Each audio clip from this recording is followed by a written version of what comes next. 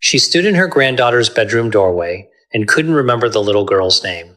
62 years old, sharp as a tack her whole life, and suddenly she was staring at a face she loved more than anything, searching for a word that simply wasn't there anymore. Her family assumed the worst. Early Alzheimer's, they whispered. But when her pharmacist finally sat down and reviewed every single bottle in her medicine cabinet, the real answer wasn't in her brain scan, it was in her pillbox. In 35 years of treating patients, I have watched this exact scene play out more times than I can count. And I need you to hear something clearly right now. What you're about to learn could be the single most important video you watch this year, because the pills stealing your memory are not exotic, they are not rare, and they are very likely sitting in your bathroom cabinet at this very moment. Here is the deception nobody is telling you. Your doctor gets 10, maybe 15 minutes with you. In that window, they are managing your blood pressure, your diabetes, your cholesterol, your joint pain. What they are not doing in almost every single case is calculating something called your anticholinergic cognitive burden, the cumulative weight of every medication you take that quietly blocks the very neurotransmitter your brain uses to form and hold memories. One pill might be harmless. 5 pills, prescribed by 5 different doctors who never talk to each other, can add up to a chemical fog that mimics dementia so convincingly that families start planning for memory care instead of asking a much simpler question first. I know the fear that's sitting with you right now as you watch this. It's the fear of standing in the middle of a room and forgetting why you walked in. It's the fear of calling your son by your late husband's name. It's the fear of losing not your body, but yourself while the people who love you watch it happen. I want you to hold on to that fear for just a few more minutes, because by the end of this video, I am going to hand you a way to fight back against it. Don't look away, because what I'm about to walk you through, pill by pill, could be the difference between an irreversible diagnosis and a Tuesday afternoon phone call to your pharmacist that gives you your mind back. Let me introduce you to a tool that most patients have never heard of, but every pharmacist knows by heart: the Anticholinergic Cognitive Burden Score, or ACB. It's a simple scoring system developed and refined by geriatric researchers that ranks medications from 0 to 3 based on how strongly they block a chemical called acetylcholine. And I want you to understand exactly why that one chemical matters so much, because once you do, the rest of this video will make perfect sense. Think of acetylcholine as the messenger that knocks on the door of every memory-forming cell in your hippocampus, the small seahorse-shaped structure deep in your brain responsible for turning today's experiences into tomorrow's memories. When that messenger knocks, the door opens, the memory gets encoded, and it's yours to keep.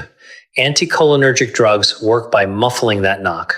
Take enough of them, or take even a moderate dose consistently over months and years, and the knocking becomes so faint that new memories simply stop being answered. The conversation you had with your daughter yesterday, the name of the medication you took this morning, the face of your granddaughter in the doorway, none of it gets encoded properly, not because your brain is failing, but because the chemical messenger has been chemically silenced. This is not a fringe theory.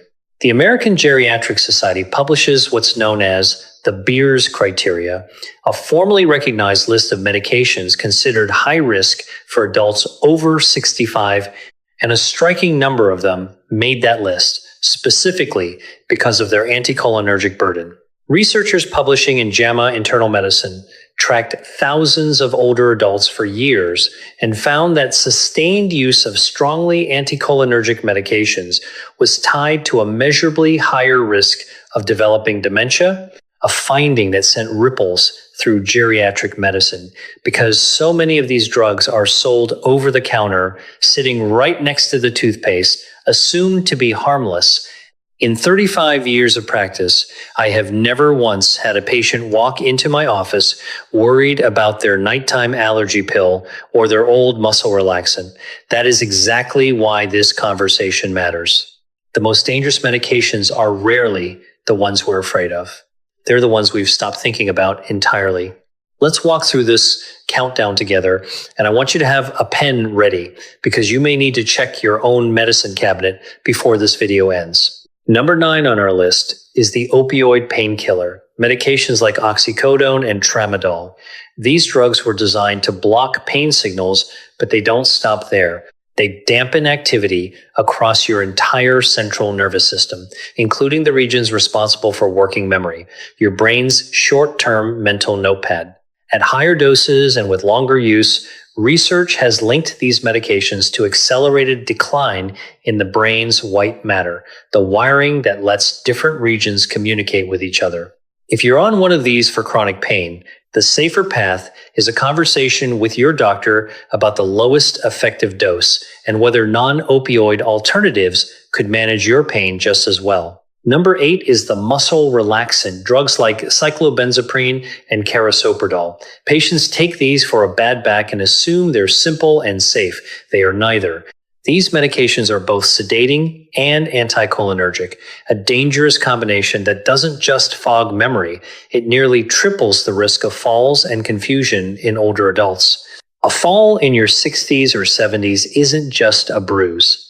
It can be the start of a cascade you never fully recover from. Number 7 is the class I consider the most overlooked of all. First-generation antihistamines like chlorpheniramine and hydroxyzine. These hide in plain sight, tucked into cold medicines and allergy combination products that patients buy over the counter without a second thought.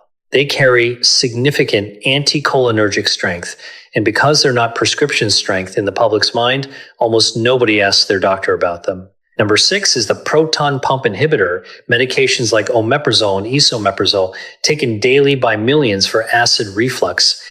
Used long-term, these drugs deplete vitamin B, 12, and magnesium, 2 nutrients your brain depends on directly. The German age-coded cohort study tracked older adults over time and found regular PPI users faced an increased incidence of dementia. If you've been on one of these for years without a break, it's worth asking your doctor whether you still need it or whether a lower dose or an alternative could work. Number 5 is the tricyclic antidepressant, amitriptyline being the most common example. Once a first-line treatment for depression and even nerve pain, it is now considered inappropriate as first-line therapy for adults over 65 specifically because of how strongly anticholinergic it is. Number 4 is the overactive bladder medication, drugs like oxybutynin and tolterodine. These are prescribed to calm an urgent bladder, but they cross the blood-brain barrier and block acetylcholine directly, the same memory messenger we talked about earlier. Patients are often shocked to learn a bladder medication could touch their brain at all. Number 3 is zolpidem, sold as Ambien along with the other Z drugs in its class. These are marketed as gentler alternatives to older sleeping pills, but they are strongly associated with next-day amnesia and impaired memory encoding, meaning the events of the following morning may never fully make it into long-term storage. Number 2 is the benzodiazepine class, medications like Xanax, Ativan, and Valium. These directly suppress the hippocampus's ability to consolidate new memories, and they sit clearly on the Beers criteria as high risk for adults 65 and older, yet they remain among the most prescribed medications for anxiety and sleep in this age group.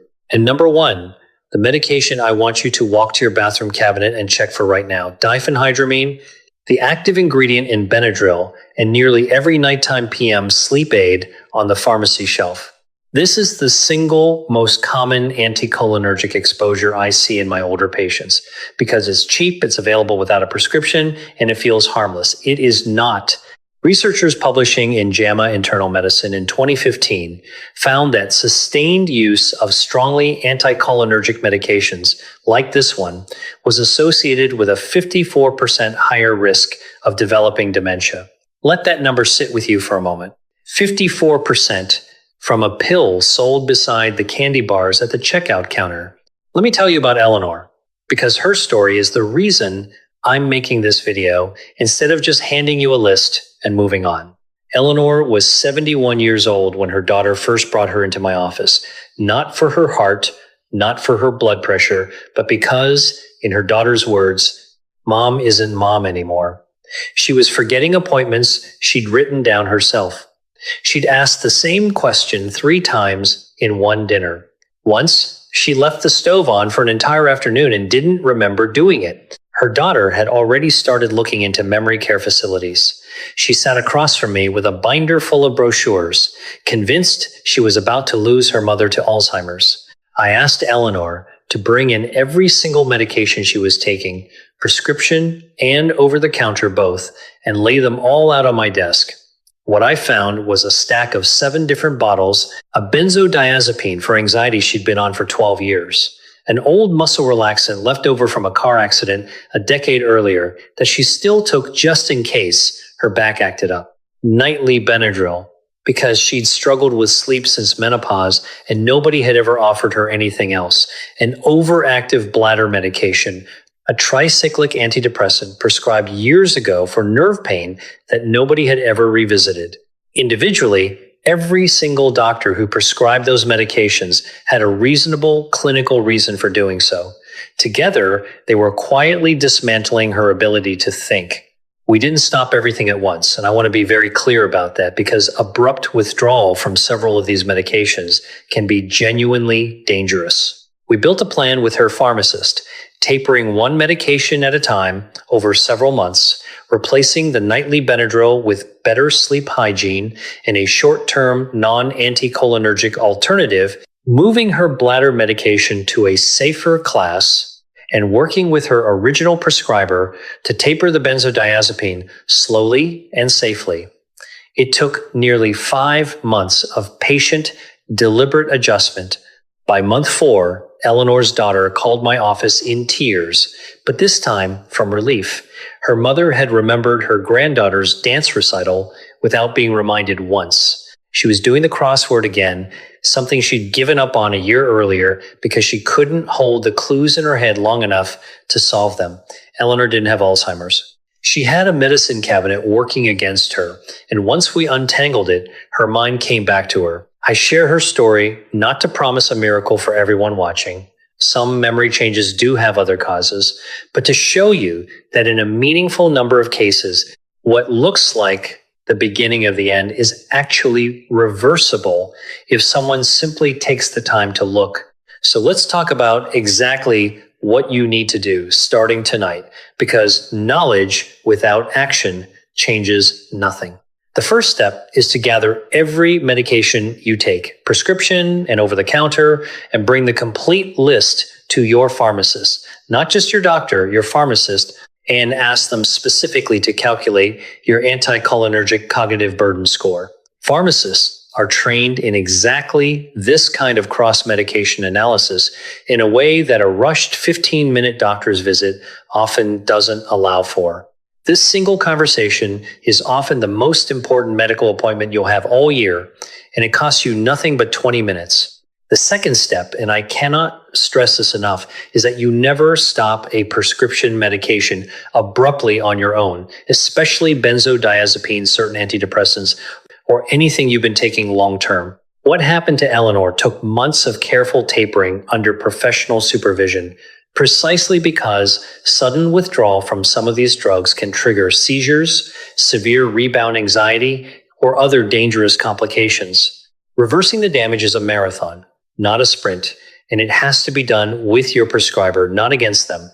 Third, ask directly about the lowest effective dose for anything you're taking long-term. Doses that made sense for you at 50 may be unnecessarily high at 70, since your body metabolizes these medications differently as you age. Fourth, where it's medically appropriate, ask whether essential doses can be shifted to the morning rather than the evening. Many of these medications have their strongest cognitive impact during the hours immediately following the dose, and concentrating that fog during daytime hours when you're more likely to notice something's wrong and less likely to be attempting complex tasks alone can make a real difference. And finally, support your brain directly while you work through this process. Vitamin B12, particularly if you've been on a proton pump inhibitor for years, choline-rich foods like eggs, which supply the raw material your brain uses to manufacture acetylcholine in the first place. Omega-3 fatty acids, which support the structural health of your neurons. And something as simple as a 10-minute walk after dinner, which measurably increases cerebral blood flow and gives your brain the oxygen and nutrients it needs to do its most important overnight repair work. None of these 5 steps require a new prescription or an expensive supplement. They require a conversation, a little patience, and the willingness to ask the question nobody else is asking for you. Here's what I want you to carry with you long after this video ends. Memory loss after 55 is not an inevitable toll that age demands from you. In a meaningful number of cases, it is pharmacological, it is measurable, and most importantly, it is reversible. You are not powerless in the face of it. You are not simply getting old. You may simply be carrying a chemical burden that nobody ever taught you to look for, and now you know exactly where to look. You deserve that effort. You deserve to remember your granddaughter's name, to finish the crossword, to walk into a room and know exactly why you're standing there. So here are the 3 things I want you to do before you go to bed tonight. First, walk to your medicine cabinet right now and write down every single medication and supplement you're currently taking. Prescription and over-the-counter both, no exceptions. Second, circle any of the 9 medications we talked about today that you recognize on that list. Third, call your pharmacist tomorrow morning and ask for an anticholinergic cognitive burden review, using those exact words if you need to. I want to hear from you. Down in the comments, tell me your age and the health concern that brought you to this video today, or tell me which one of these 5 synergy tips you're committing to starting tonight. If this video opened your eyes to something you didn't know was sitting in your own medicine cabinet, subscribe to this channel, because I share medical knowledge here every week that you simply will not find in a 5-minute news segment. And if you know someone, a parent, a spouse, a friend, who's been struggling with their memory and quietly assuming the worst, send them this video today. You might be handing them a window of opportunity they didn't know they still had. Take care of that mind of yours. It has carried you through 60, 70, 80 years of life, and it deserves your protection now more than ever. I'll see you in the next video.